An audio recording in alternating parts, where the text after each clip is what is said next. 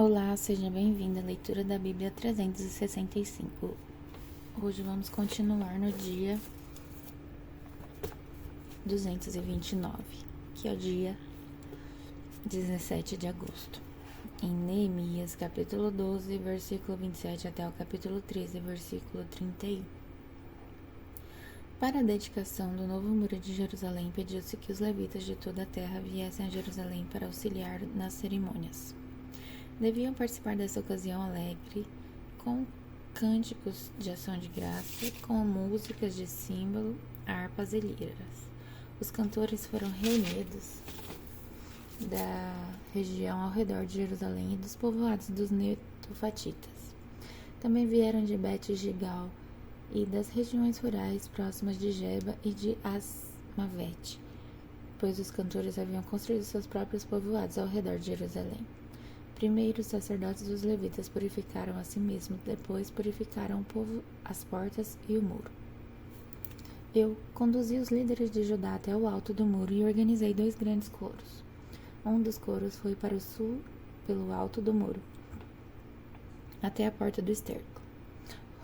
Osaías e metade dos líderes de Judá seguiram o coro junto com Azarias, Esdras, Mesulão, Judá, Benjamim, Semaías e Jeremias.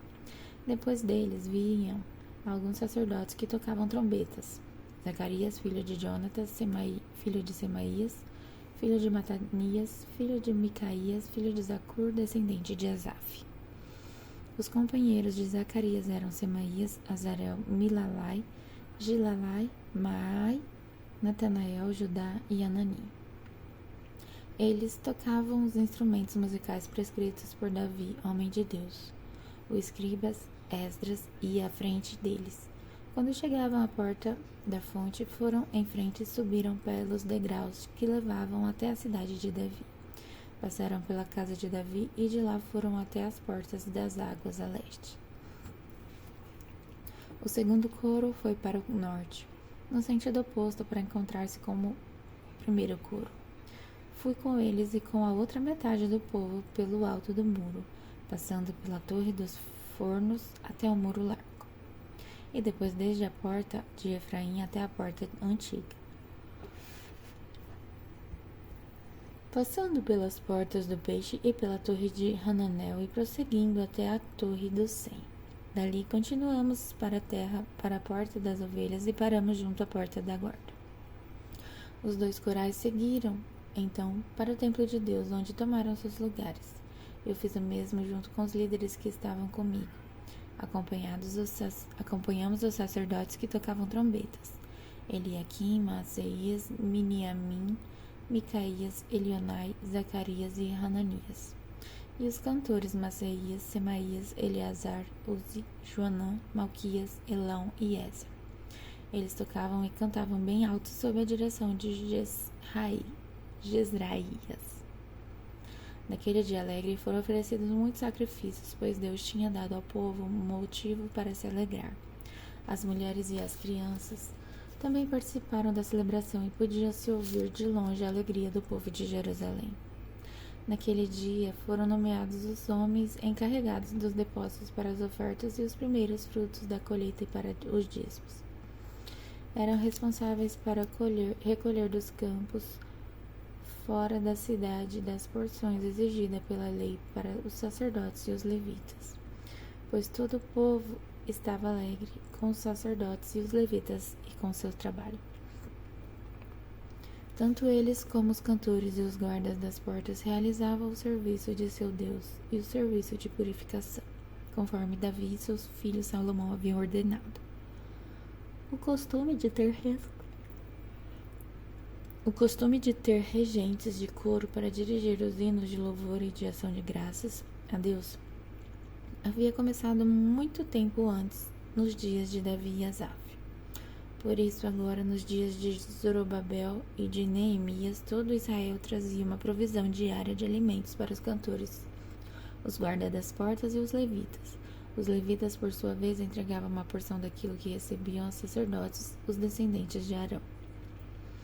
Naquele mesmo dia, enquanto o livro de Moisés era lido para o povo, encontrou-se escrito nele que jamais se deveria permitir que amonitas ou moabitas fizessem parte da comunidade de Deus, pois não tinham dado aos israelitas alimento e água ao deserto. Em vez disso, tinham contratado Balaão para amaldiçoá-los. Nosso Deus, porém, transformou a maldição em bênção. Quando o povo ouviu esse trecho da lei, mandou embora todos os descendentes de estrangeiros. Antes disso, o sacerdote Elisibe havia sido nomeado para supervisionar os depósitos no templo de nosso Deus. Ele era parte de Tobias e tinha colocado à disposição dele uma grande sala junto ao templo. Anteriormente, esse lugar era usado para armazenar as ofertas de cereal, incenso, diversos utensílios do templo e os dízimos dos cereais, do vinho novo e do azeite, prescrito para os levitas e cantores e os guardas das portas, e também as ofertas para os sacerdotes. Nesse tempo eu não estava em Jerusalém, pois tinha voltado a Artaxerxes, rei da Babilônia, no 32º ano de seu reinado. Mais tarde, porém, pedi sua permissão para regressar. Quando cheguei a Jerusalém, soube da maldade que Elisibe havia feito a providenciar para Tobias uma sala nos pátios do templo de Deus. Fiquei extremamente indignado e joguei todos os pertences de Tobias para fora da sala. Em seguida, ordenei que as salas fossem purificadas e trouxe de volta os utensílios do templo de Deus, as ofertas de cereal e o incenso. Descobri também que os levitas não haviam recebido as porções de alimento que lhes eram devidas, de modo que eles e os cantores responsáveis pelos cultos de adoração tinham todos voltado a trabalhar em seus campos. De imediato confrontei as autoridades e lhes perguntei por que o templo de Deus foi abandonado. Então chamei de volta todos os levitas e coloquei de novo em seus postos. Assim, mais uma vez, todo o povo de Judá começou a trazer para os depósitos do templo os dízimos dos cereais, do vinho novo e do azeite. Nomeei supervisores para os depósitos, o sacerdote Selemias, o escriba Zadok e o levita Pedaías. Designei Hanã, filho de Zacur e neto de Matanias,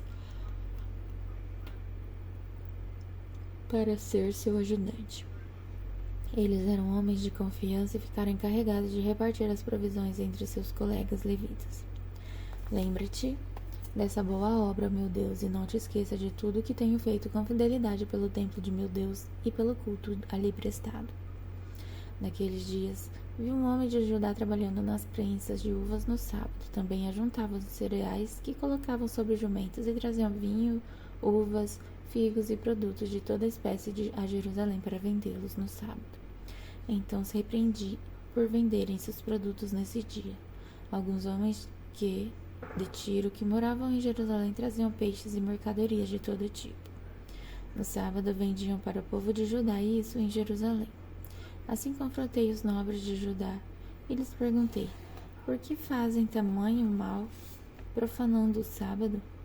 Acaso nossos antepassados não cometeram o mesmo erro, fazendo nosso Deus trazer toda essa desgraça sobre nós e sobre nossa cidade?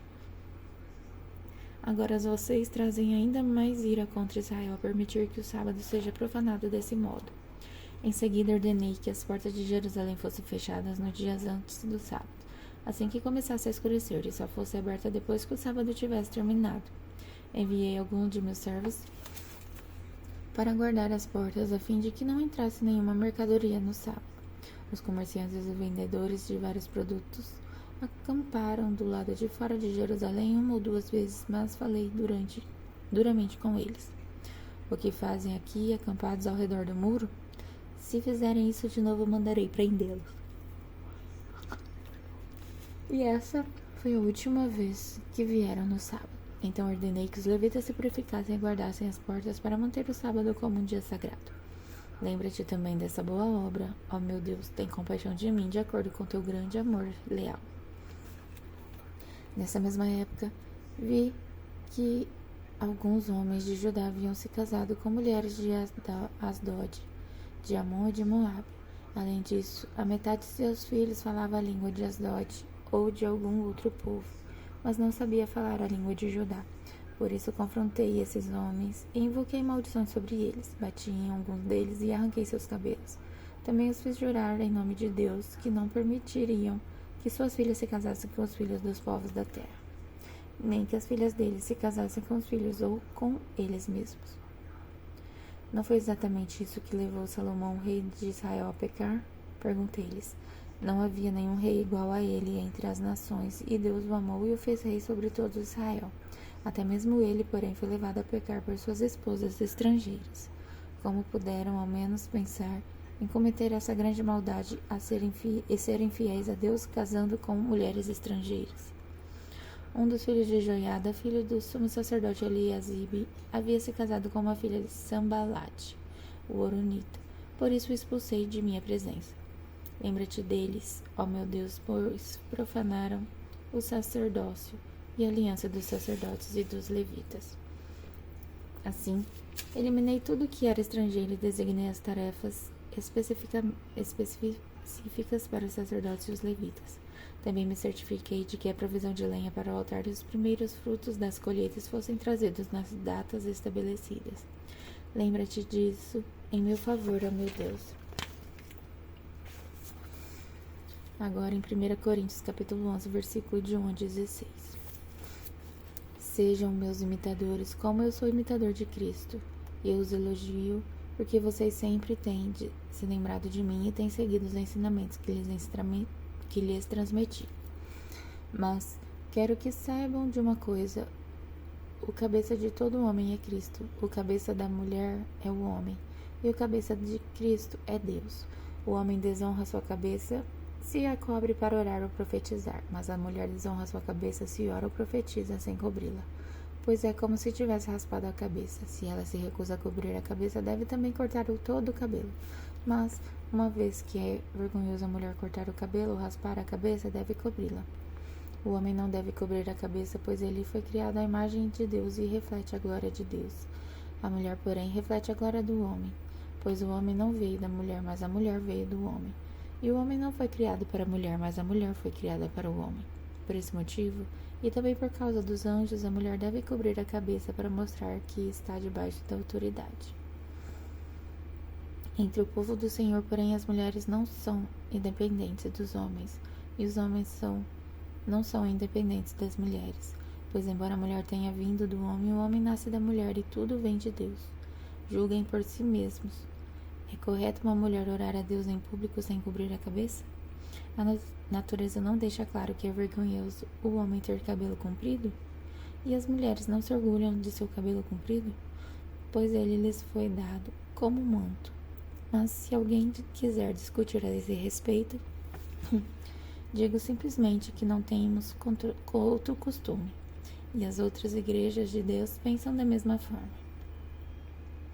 Agora em Salmos capítulo 1, capítulo 35, versículo de 1 a 16. Ó Senhor, defende-me dos que me acusam, luta contra os que lutam contra mim. Põe sua armadura e toma seu escudo. Prepara-te para a batalha e vem me socorrer. Levanta sua lança e teu dardo contra aqueles que me perseguem. Quero que eu te ouça dizer, eu lhe darei a vitória. Sejam derrotados e humilhados os que procuram me matar.